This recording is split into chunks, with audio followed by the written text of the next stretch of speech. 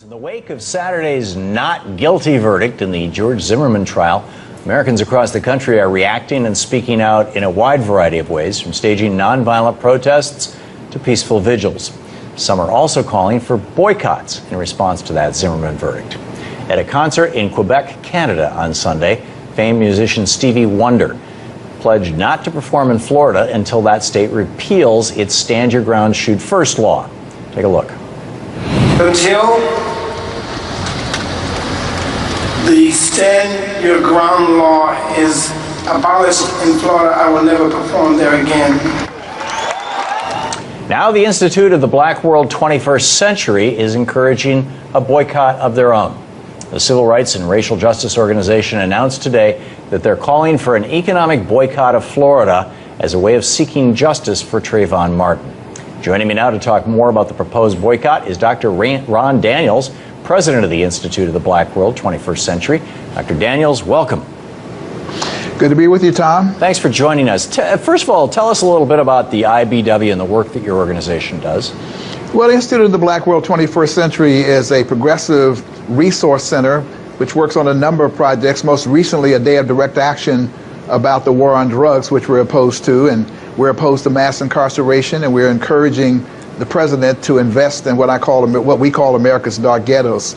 That's an important part of the work that we do. We also do training for young servant leaders. We have a Black Family Summit of Black professional organizations that come together to talk about how to preserve and maintain and build sustainable Black families. So that's the heart of what we do, building collaborations, networking in order to try to build stronger Black communities in this period. That sounds like, God's work. I mean, like, good stuff.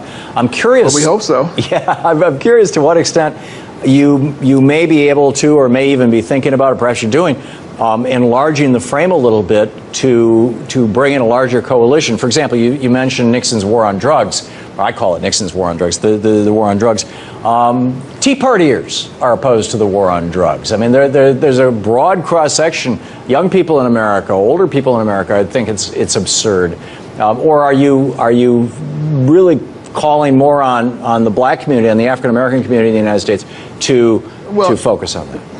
Well, no, we want everybody to focus on it, but our particular concern is the war on drugs has a disproportionate impact on the African American community. This is one of the reasons why we joined the struggle. We're not the only organization doing this work. Right. Certainly the Drug Policy Alliance, Ethan Nettleman has been one of the great leaders on this issue, the Open Societies Foundation, Law Enforcement Against Prohibition. There are many, many organizations.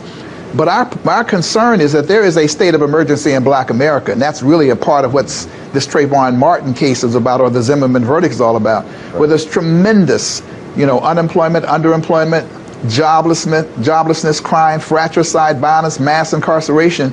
And it's an issue that almost nobody is paying attention to. And we keep screaming, there is a state of emergency in Black America, and particularly among those who've been left out. The civil rights, human rights movement obviously produced large numbers of Black people who have gone into the middle class, doing quite well. We got mayors, we have heads of corporate executives. But for those people in the urban areas, there's been no urban policy for many, many years. Tremendous disinvestment, deindustrialization.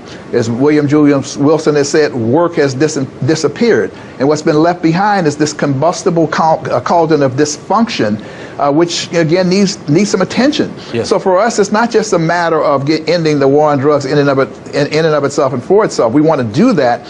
But to the degree that the war on drugs is a war on us, and certainly Michelle Alexander's book, The New Jim Crow, demonstrates that, that we have to be opposed to it and find safe, humane, and just alternatives. I got it. I absolutely got it, Dr. Daniels, and thank you for that. I'm curious how your boycott of Florida, is this just an economic effort with regard to Florida and the Trayvon Martin, or the George Zimmerman verdict, I guess. Tell us about that. We have about a minute and a half left here. Tell us about that and what you hope to accomplish and how it's going to work. Well, there's tremendous anger and outrage all across the country, but the point is the anger and outrage has to have a focus.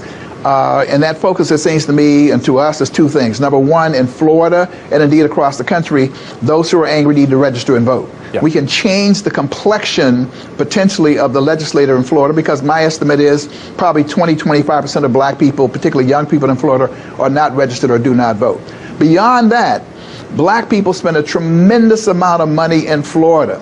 And so as Dr. Martin Luther King said to us the night before he was killed in a not often quoted part of a speech, we can inflict pain on those who in fact are inflicting pain on us. And so that means that the stand your ground law needs to be changed. One of the ways to do that is for us to withdraw our patronage.